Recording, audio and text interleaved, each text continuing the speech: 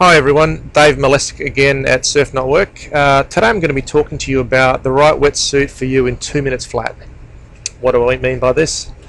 Well, what I'm going to try to teach you and show you today is that you don't need to be overwhelmed or confused by the amount of choices out there for wetsuits, and trust me, there are hundreds of styles out there.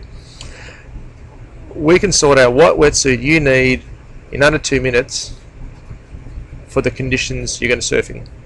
So what do I mean by that? Well, when I first started surfing, I knew I needed a wetsuit because I was freezing my butt off. Didn't really know what I needed. I heard all these different 3x2, 2x1, 5x3, all these different numbers. I had no idea what they meant.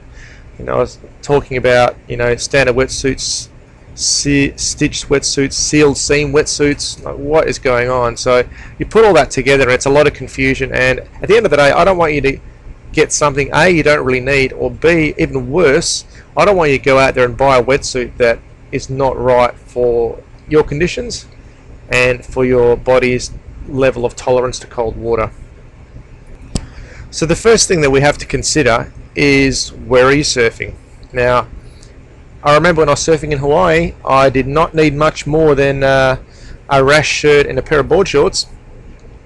And that was completely different to surfing in Australia, where in winter you definitely need a wetsuit, and I'm talking a full one as well, as opposed to some buddies of mine that were up in Canada, and they are really freezing their butts off up there. So really it's all about the location,